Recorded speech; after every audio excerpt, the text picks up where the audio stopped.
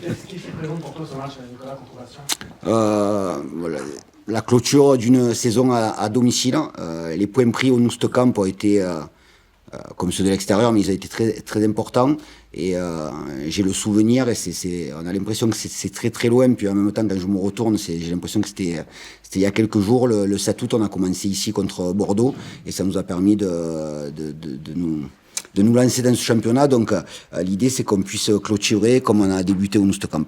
Avec la notion de dire merci aussi, quelque part, à ceux qui vous ont supporté. Exactement. C'est exactement ça, dans un match où on va clôturer une saison à domicile devant notre public. On a passé des très bons moments. On a senti un soutien, même dans la période de l'hiver où on était un peu plus en difficulté, on a senti ce soutien-là. Et l'idée, c'est qu'on puisse communier une dernière fois cette saison ensemble. Tu disais aborder des matchs, même celui d'Angers, avec la même boule au ventre. Ouais. Là, il y aura quand même une notion un petit peu plus de plaisir, de décompression quand même.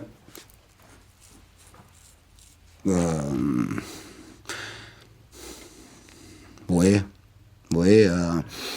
Il va avoir une charge émotive supplémentaire parce que il y aura Tino Costa qui sera là, donc automatiquement c'est un match particulier à préparer pour lui, mais aussi pour le groupe. Voilà, parce que à travers ça, on envoie aussi un message aux jeunes en disant croquez dedans parce que ça passe vite, voilà. Mais l'idée c'est bien entendu, même si on n'a pas la pression qu'on pourrait ou qu'on aurait pu avoir à la J37 pour aller chercher un objectif, c'est que l'envie de communier une dernière fois cette saison, et ça nous permet d'avoir cette adrénaline là pour faire le nécessaire, j'espère. Il n'y a pas d'objectif de play-off pour toi? L'idée, c'est de gagner demain, et puis après, on verra demain soir par rapport aux résultats. On n'est pas maître de notre destin, donc faisons en sorte de gagner déjà demain, puis on regardera les résultats à l'issue du match. Mais vu qu'on n'est pas maître du destin, faisons les choses bien, faisons les choses le mieux possible, prenons du plaisir, soyons relâchés, faisons du jeu, engageons-nous, puis après, on verra ce qui se passe à l'issue de la J37. Tu vas pas suivre les résultats? Non. Non. Ah non, non, non, je regarderai, ou m'informera à la fin des résultats des autres équipes. Non, non, je ne suivrai pas ça pendant le match. Je ne vais pas te poser de questions sur l'ambiance de groupe au risque de voir la débarquer, mais est-ce que ça sent la fin un peu? Est-ce qu'il y a cette forme de nostalgie? Est-ce que les mecs profitent de ces derniers moments qui vivent ensemble? Alors, le groupe profite puisqu'ils mangent ensemble demain. Lundi, ils font une journée tous ensemble où on va faire un peu de futsal le matin. L'après-midi, ils auront une activité entre eux. Donc oui, ils partagent les derniers moments d'une saison. Mais comme je l'ai dit la semaine dernière, c'est toujours plus agréable de les partager, ces moments, quand on prend des points. Au niveau des entretiens, donc ils ont commencé la semaine dernière. On n'a pas été forcément très au niveau des questions. Du coup, il y a les deux joueurs prêtés qui ont commencé, qui ont inauguré Ouais, exactement. l'entretien. Alors justement, ils étaient prêtés. Est-ce que Nicolas Usaï aurait envie, peut-être, qu'ils reviennent à Pau la saison prochaine? On l'a pas envisagé encore, hein. Effectivement, ça peut faire partie des réflexions. Mais là, pareil, c'est comme quand on parle des résultats. Là aussi, on n'a pas la main, quoi. Ils appartiennent pour l'un au TPC, pour l'autre à la Saint-Étienne. Concernant Louis, il connaît pas encore la destinée de son club. Concernant Yanis, c'est différent. Yanis aussi a un objectif personnel, je lui souhaite, et il devrait être convoqué pour les Jeux Olympiques avec les U23 du Maroc. Donc c'est des choses qu'on a évoquées ensemble, mais on a plus fait un bilan sur la saison écoulée plutôt qu'une projection sur la saison à venir. On ne s'était pas revu depuis la composition du groupe l'autre jour à Angers. Donc il avait été en conférence de presse qu'il y aurait des jeunes qui auraient peut-être du temps de jeu. Ouais. On a pu éventuellement être surpris de ne pas voir des cadres habituels comme Kouassi, D'Almeida. Ouais. Alors c'était par des choix par rapport à l'état de forme ou par rapport à quoi en fait ça? Non, c'était des choix tout simplement. Ouais, c'était des choix tout simplement. J'avais le désir la semaine dernière de faire commencer Oumar Ngom. Donc Oumar Ngom débutant. Cécile n'était pas dans le groupe, et pareil, j'avais envie d'intégrer Noesso parce que depuis qu'il est revenu, il a eu juste une fenêtre de tir à Valenciennes où son match a été intéressant. Mais non, c'était simplement des choix. Du coup, ça a été la première aussi pour Adel. Lambezat, oui. Ouais, Adel fait des des très bons matchs avec la réserve depuis son arrivée au mois de janvier. Il a intégré le groupe il y a maintenant à peu près 2 mois. Il fait des bonnes séances d'entraînement. C'était l'occasion pour moi de le voir sur un match où il y avait pas mal d'intensité. Parce que l'entraînement, c'est l'entraînement. La National 3, c'est la National 3. Et la Ligue 2, c'est un autre step. Donc l'idée, c'est de se faire un avis par rapport à l'appréhension de la compétition.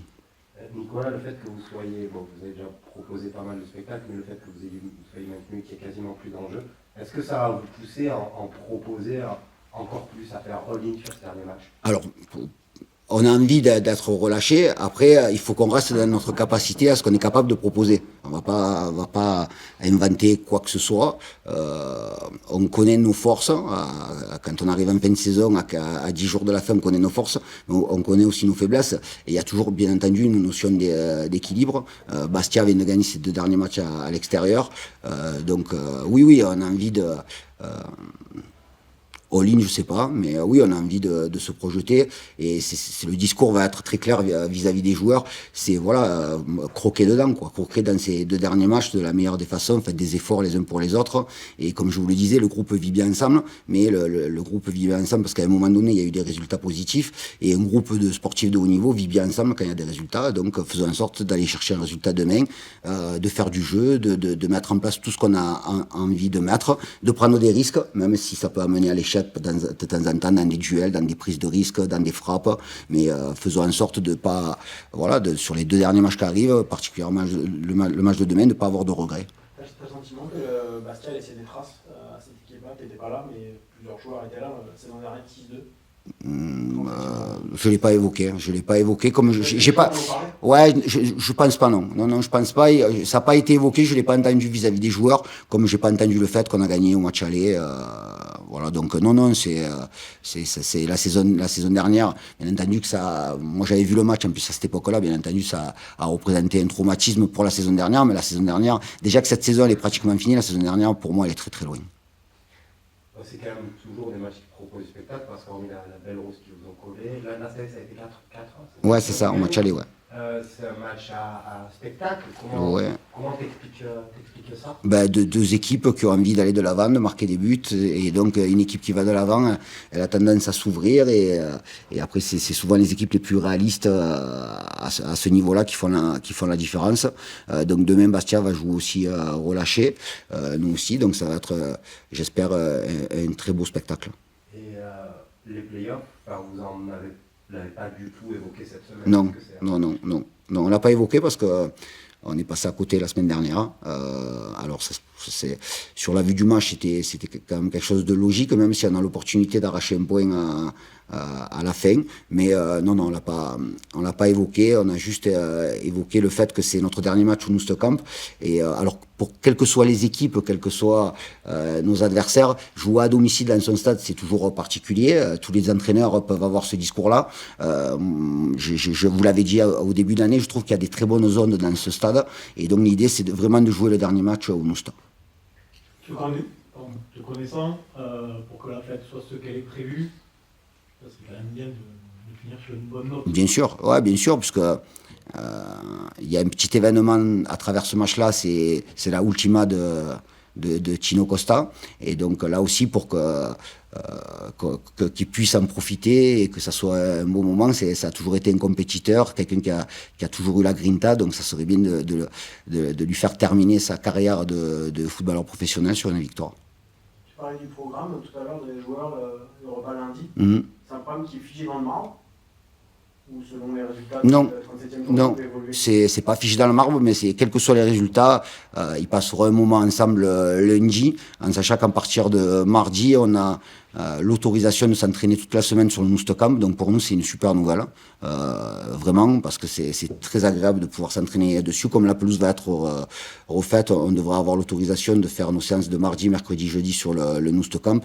Donc quels que soient les résultats, quel que soit notre résultat de demain, le moment qu'ils passent ensemble, ils vont quand même s'entraîner le matin puisqu'on va au nouveau centre de futsal. Ils mangeront ensemble le midi et l'après-midi, il était prévu qu'ils aient repos, donc autant qu'ils fassent une activité ensemble, ça ne me pose aucun problème qu'ils passent du temps ensemble. Tino, il tirera les coups de pied arrêtés, éventuel penalty ou pas? C'est décidé? Il tirera les coups de pied arrêtés. Pendant combien de temps, ça je peux pas vous le dire. Mais effectivement, il donnera tout ce qu'il a donné. C'est quelque chose quelque chose de plus symbolique que voilà. Donc c'était un deal qu'on avait tous les deux quand je l'ai intégré au staff. Puis très sincèrement, au-delà de ce que ça peut représenter pour les supporters, pour le club, parce que c'est un garçon qui a joué en national ici il y a maintenant 17 ans, je crois que c'est 17 ans, moi ça me fait un plaisir énorme. Voilà, ça me fait un plaisir énorme parce que à travers Tino, on rend hommage à un joueur où son chemin de carrière et son chemin de vie, il a été sinueux puisqu'il est arrivé d'abord en Guadeloupe, après il a joué dans la région parisienne, il est arrivé ici en national, il a refait une saison de national à 7 avant de connaître la Ligue 2 à Montpellier. Et j'en parlais avec lui parce qu'on parle beaucoup en ce moment, et je trouve que c'est une trajectoire à la Franck Ribéry, c'est-à-dire des joueurs qui arrivent du monde amateur et qui se fixent aucune limite et qui arrivent justement à toucher le Graal. Et le Graal pour Tino, c'était d'être sélectionné en équipe nationale d'Argentine. Donc je trouve son histoire très belle. C'est un joueur que j'ai suivi dès le départ, puisque nous à Istres, on nous l'avait signalé en 2007 et on nous avait dit il y a un Argentin à Pau qui est vraiment très intéressant. Et quand on a voulu proposer un contrat, on était en guerre avec Montpellier, donc c'était impossible pour nous de l'attirer à Istres, mais j'ai toujours suivi sa carrière. Vous savez l'amour que j'ai pour le football sud-américain, et j'adorais le joueur. Voilà, donc c'est quelqu'un. Il faut pas minimiser le rôle qu'il a eu dans le staff. Voilà, c'est important que vous l'entendiez. Il a intégré le staff juste avant le match de Concarneau, dans une période où c'était très difficile, où on commençait vraiment à se mettre la pression par nos résultats positifs, puisqu'avant Concarneau, il me semble que de mémoire, on n'a plus que 4 points d'avance sur la zone de relégation. Il a été très important. Voilà, il a été très important. Alors moi, à titre personnel, et puis vis-à-vis du groupe, et je sais que ça a été très bien vécu par les joueurs, d'avoir quelqu'un qui avait un peu un rôle hybride, et donc je veux surtout pas minimiser le rôle qu'il a pu avoir pendant ces quelques mois. C'est-à-dire que tu ouvres la porte aussi à une poursuite de... C'est pas dans les discussions. Non, c'est pas dans les discussions. Après, bien sûr qu'on discute de beaucoup de choses. Il faut déjà qu'il puisse commencer. Alors c'est un mot un peu fort. C'est un mot un peu fort, mais c'est exactement ce qu'on peut ressentir. Qu'il commence un peu son deuil à partir de demain à 23h. Donc le laisser sur le plan émotionnel retomber un peu, parce que c'est quelque chose qui est très bien pour lui, mais ça va être un moment de joie, mais un moment aussi un peu difficile, quoi. Il jouera pas Bordeaux. Il jouera pas Bordeaux. Alors, donc Tino, ce sera un au revoir demain. Est-ce qu'il y a d'autres joueurs pour qui ce sera un au revoir en Ouest-Camp? Pour le moment, il y a Tino Costa, c'est tout. Voilà. Là, il y a des discussions. Les discussions n'ont pas... Elles ont commencé, bien entendu, par l'intermédiaire de Louis. Moi, l'idée cette semaine, c'est ce que j'ai dit au président et à Louis avant-hier, c'est que j'avais envie de rester focalisé sur les 2 dernières journées. Alors, ça m'empêche pas de pouvoir discuter de la projection, de parler d'avenir. Mais voilà, c'est un moment où le questionnement est toujours important, qu'on soit joueur, qu'on soit entraîneur, qu'on soit dirigeant. Et donc, il faut faire la part des choses entre le questionnement qu'on peut avoir sur une projection de la saison future, et puis ce qui se passe à l'instant T, c'est-à-dire la préparation d'un match, et faire en sorte que le Pau FC termine avec le plus de points possible. Ouais, pour ce soir, pas trop l'impression. Un petit peu, mais c'est très gentil de me parler de ça. Je souhaite vraiment qu'il y ait un club français qui soit en finale de Coupe d'Europe. Ouais. Après la très belle cérémonie que j'ai pu voir hier, vous avez pu voir... toute la planète a vu la beauté de notre vieux port, et donc se qualifier, que Marseille puisse se qualifier ce soir pour une finale d'Europa League, ce serait une très belle semaine pour la plus belle des villes. Bon, alors, Tino, donc c'est apparemment l'ultime. Et l'ultimo, c'est ça. Et l'ultimo, c'est ça. Bah, en fait, en Espagne, oui, ça serait la ultima, mais chez nous, en Argentine, c'est plutôt l'ultimo. Ouais. Ok. Ouais. Alors, qu'est-ce que tu ressens à 24 heures du coup d'envoi? Ben, je suis nerveux, mais on n'est pas beaucoup déjà ici, et sincèrement, je suis un peu nerveux par rapport à tout, par rapport à une vie derrière, il y a une nouvelle vie qui commence, si on peut le dire de cette façon.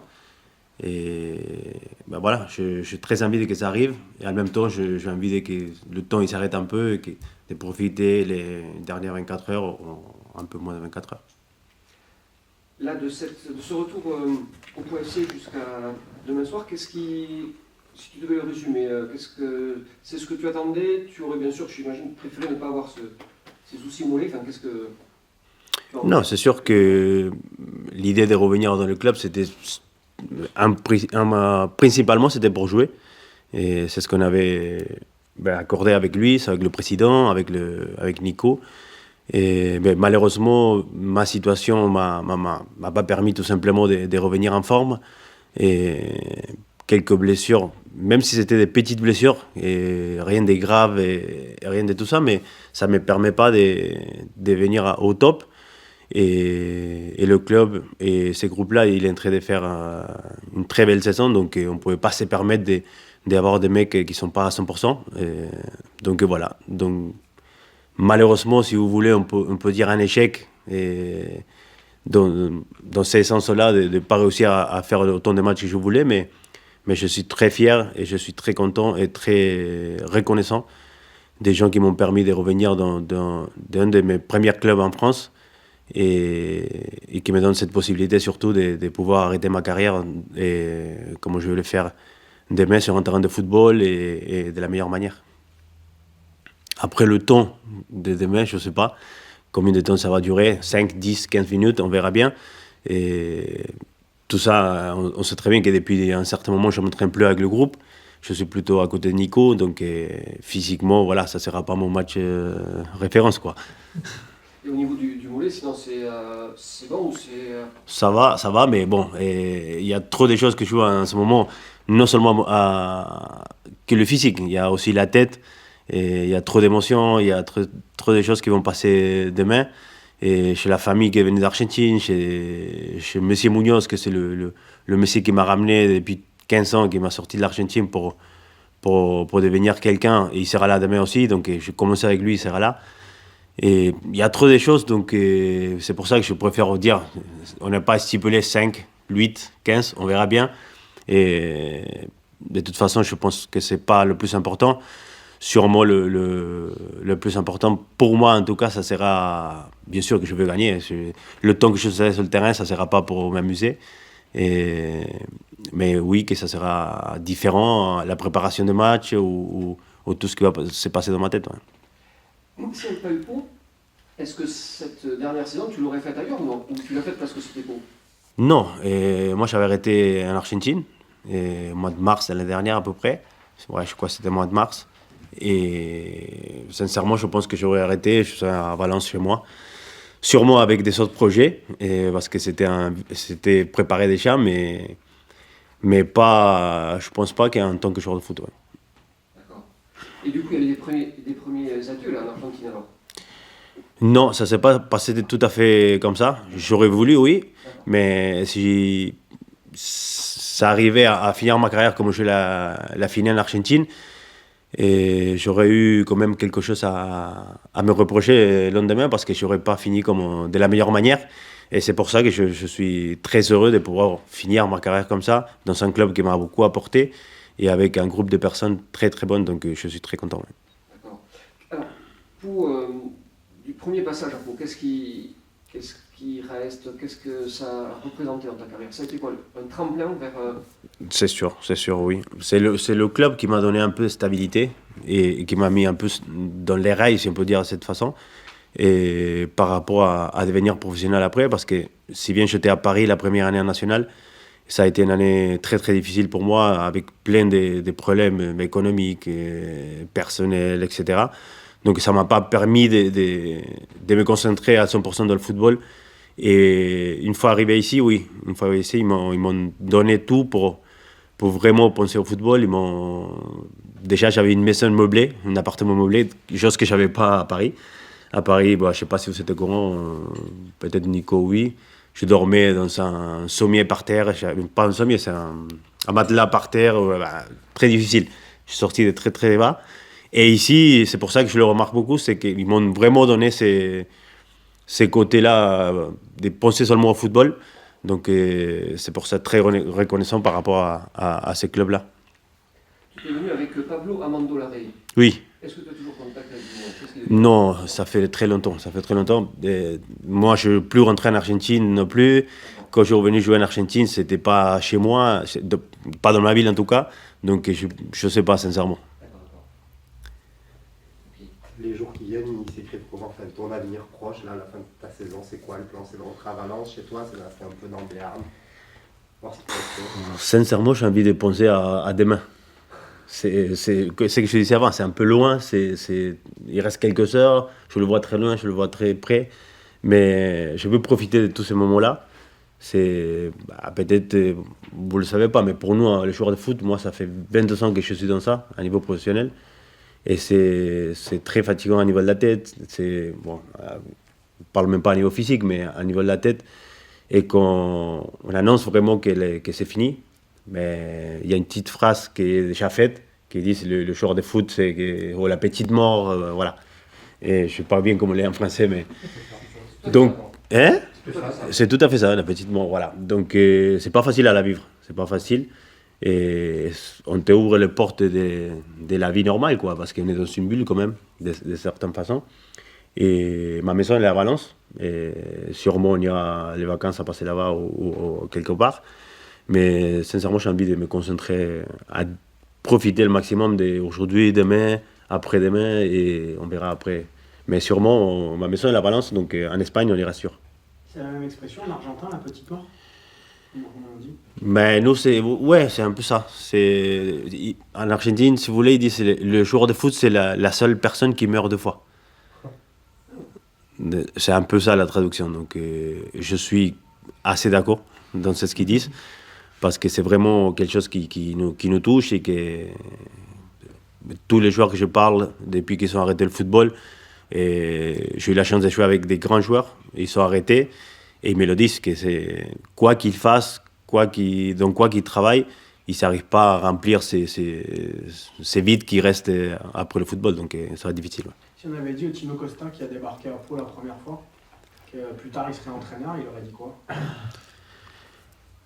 Ouf, ça fait trop longtemps. Ils sont passés trop de choses. Je ne suis pas entraîneur.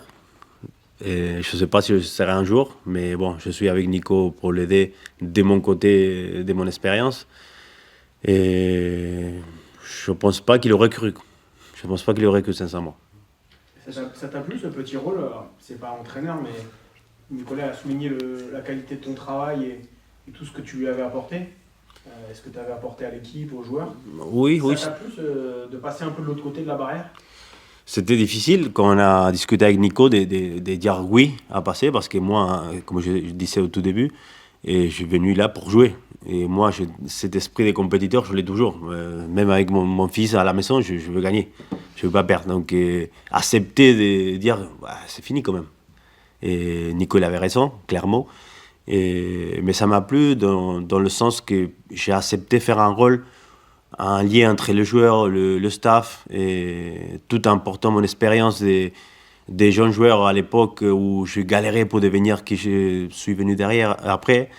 Et peut-être il y a des choses que les joueurs ils n'arrivent pas à dire complètement à l'entraîneur, donc j'étais là pour faire un peu que ça arrive d'une certaine façon. Et je pense que j'ai apporté pas mal dans ces sens-là dernièrement. Ouais. S'il y a un seul match, Tino, de toute ta carrière, s'il y a un seul match que tu aimerais revivre, les sensations que tu as eues, le plaisir que tu as pris? Ils sont beaucoup. Et s'il y en a un que tu dois choisir pour l'émotion qu'il y a eu, pour la nuit la plus magique de ta vie de footballeur? Je pense que c'est celle de Montpellier contre Strasbourg, la montée en Ligue 1. Et c'était le rêve réalisé, quoi. Et le gamin de 15 ans qui part de l'Argentine tout seul avec un sac à dos, qui rêve de devenir joueur de foot. Et ce soir-là, j'ai réussi, quoi. Ouais, je pense que c'est celle-là. Si tu veux retourner à petite mort, on cherche un milieu de terrain en vétéran 3 ou 8 Béarn. Avec un moulin en moins, tu peux faire l'affaire. Pourquoi pas? Écoute. On verra bien. Merci. C'est bon? Oui, je vais juste. Nicolas nous a dit particulièrement que tu avais été très précieux quand il y a eu cette approche, c'était par rapport aussi au match contre Arnaud. Donc qu'est-ce que tu penses que tu as pu, tu viens d'en parler maintenant de certaines choses, toi quel était ton objectif principal quand tu as été donc amené à aider Nicolas? C'était quoi Ça a été toujours le même. En tant que joueur, en tant qu'adjoint de Nico, c'était apporter et faire comprendre certaines choses, surtout qu'on a une équipe qui est très jeune, et essayer de faire comprendre qu'il y a des choses qu'on ne peut pas passer à côté. Il y a plein de choses qu'il faut profiter maintenant, et c'est que maintenant. Et je pense qu'il y a pas mal de joueurs à l'écoute dans ce sens-là, et je me sens assez aimé dans le vestiaire et pour pouvoir m'approcher et parler avec eux. Donc je pense que ça a été plutôt de ces côtés-là où j'ai réussi à rentrer dans quelques joueurs et les dire regarde pas ça, perds pas d'énergie sur ça et concentre-toi sur une autre chose, que ça peut beaucoup aider au groupe, au club, à le staff et au maintenant. Donc je pense que c'est un peu ça, quoi. ton expérience, si tu devais donner un conseil à des jeunes par rapport à toi, ton vécu, qu'est-ce que ce serait en une ou deux phrases? Fin, beaucoup fin. Et quand je dis fin, le mot fin, c'est vraiment gloire, ambition, il y a plein de trucs dedans. Et croire, mais surtout en soi-même. Je pense que la première personne qui doit croire en toi, c'est toi-même. C'est ce que j'ai fait moi pendant toute ma carrière. Et je trouve que je n'ai pas été le plus fort des joueurs dans toutes les équipes que j'ai passées. Mais personne, il était plus fort que moi à ce niveau-là. Pour moi, j'étais le plus fort et je me croyais le plus fort vraiment. Après, voilà, tout le monde n'a pas le même avis. Mais je pense que ça t'aide vraiment à progresser, à passer des caps. Donc là, on est sur du mental. Surtout sur le mental, oui. Le plus fort, c'était Messi. Oui. Ouais, c'est... Ah ouais, largement, ouais.